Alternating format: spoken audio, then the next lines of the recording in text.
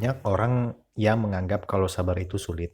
Apalagi kalau udah berusaha sungguh-sungguh tapi hasilnya gagal dan gagal lagi.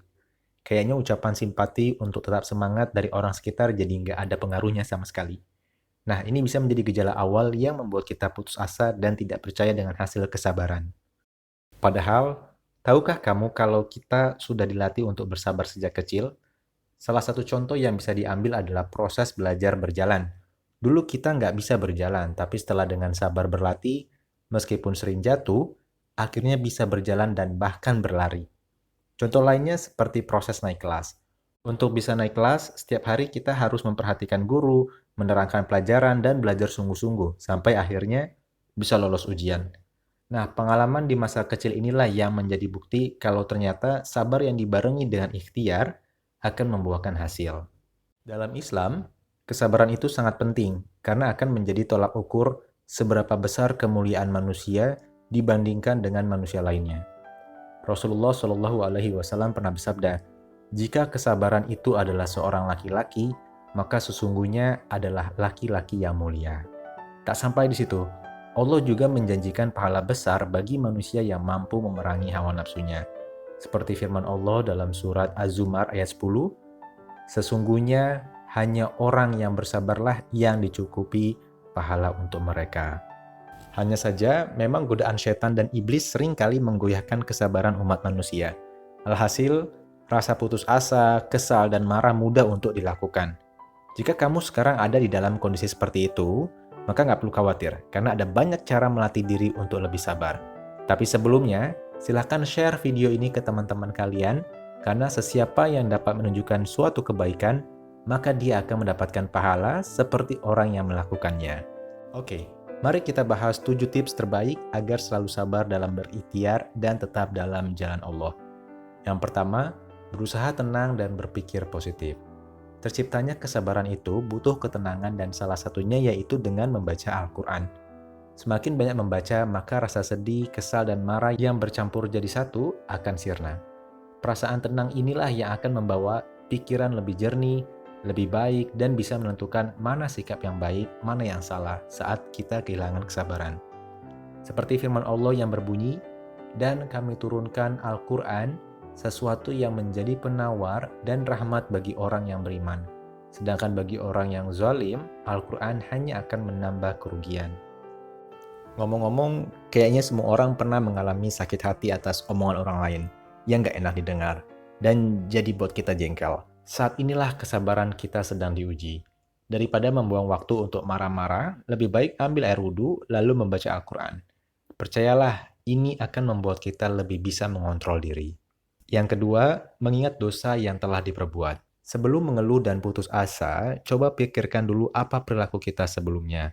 Pernahkah kita menyakiti orang lain? Atau secara tidak sadar membuat Allah marah? Nah, bukan sebuah hal yang mustahil kalau Allah memberikan teguran agar kita sadar dengan kesalahan yang terjadi kemarin. Mengingat dosa sebelumnya bisa membuat kita lebih menerima dan sabar dalam menghadapi cobaan. Yang ketiga, mengingat kebesaran janji Allah untuk orang yang bersabar.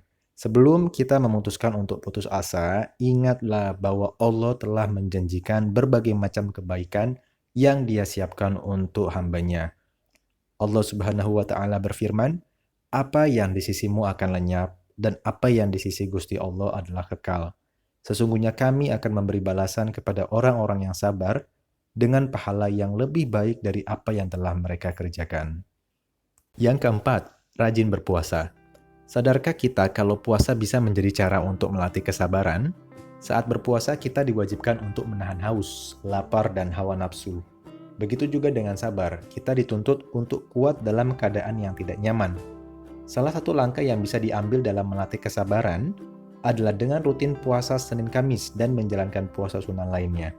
Selain untuk melatih kesabaran, kita juga dapat bonus berupa pahala menjalankan kesunahan. Yang kelima, dengan meneladani kisah Nabi. Perjuangan para nabi semasa hidup mereka bisa menjadi suri tauladan untuk kehidupan kita.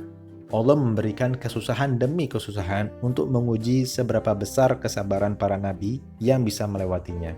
Meskipun tetap pada prinsipnya bahwa Allah nggak akan membebani seseorang, melainkan sesuai dengan kesanggupannya. Cara bersabar para nabi ini yang harus kita teladani sebagai referensi dalam melakukan kesabaran kita saat ini. Salah satu contoh yang bisa diteladani adalah kisah Nabi Ayub alaihissalam.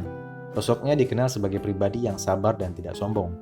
Beliau memiliki 12 anak, istri yang solehah, dan harta yang melimpah. Kehidupan Nabi Ayub sangat bahagia pada saat itu.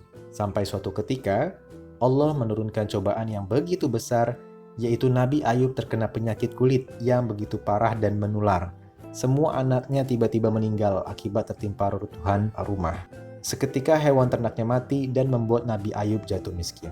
Susah untuk dibayangkan apa perasaan Nabi Ayub waktu itu. Namun akibat dari kesabarannya, suatu ketika saat Nabi menginjakkan kakinya di tanah, Allah memberikan sumber air yang bisa digunakan mandi dan menyembuhkan penyakitnya. Orang-orang yang mendengar kabar kesembuhan Nabi Ayub pun datang dan membawakan hadiah. Menurut cerita, jumlahnya 2 kali lipat lebih banyak dari harta Nabi Ayub sebelumnya. Yang keenam, berkawan dengan orang soleh.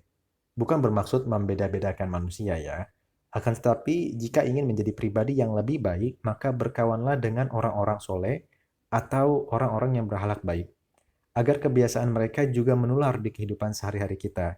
Perlu kita ketahui juga kalau salah satu ciri dari orang soleh adalah mereka tahu bagaimana cara bersabar dengan baik. Apabila sekarang ini kita merasa berada dalam lingkup pergaulan yang dikelilingi oleh orang-orang pemarah atau nggak suportif dalam membangun pribadi yang lebih sabar, maka menjauhlah, karena itu tidak akan membantu kita dalam membangun kesabaran diri. Yang ketujuh, buang kata putus asa dari pikiran. Putus asa adalah penyakit yang paling membahayakan untuk membangun kesabaran diri dalam menyikapi cobaan yang Allah berikan. Kita perlu ingat, kalau Allah tidak akan memberikan cobaan yang melampaui batas kemampuan umat manusia. Allah hanya menguji seberapa kesabaran kita. Percayalah bahwa Allah akan memberikan cahaya yang terang setelah kegelapan. Oke, sebelum kita akhiri topik kali ini, mari kita bahas tentang manfaatnya dulu. Sebenarnya ada banyak sekali manfaat menjadi orang yang sabar, baik di tempat kerja maupun dalam kehidupan pribadi, sebagai berikut. Yang pertama, dianggap sebagai orang yang lebih santai dan ramah. Yang kedua, lebih mampu fokus pada tujuan. Yang ketiga, dapat membuat keputusan yang lebih rasional. Yang keempat, lebih mungkin dapat mempelajari hal-hal baru, karena daripada menyerah atas ketidaksabaran.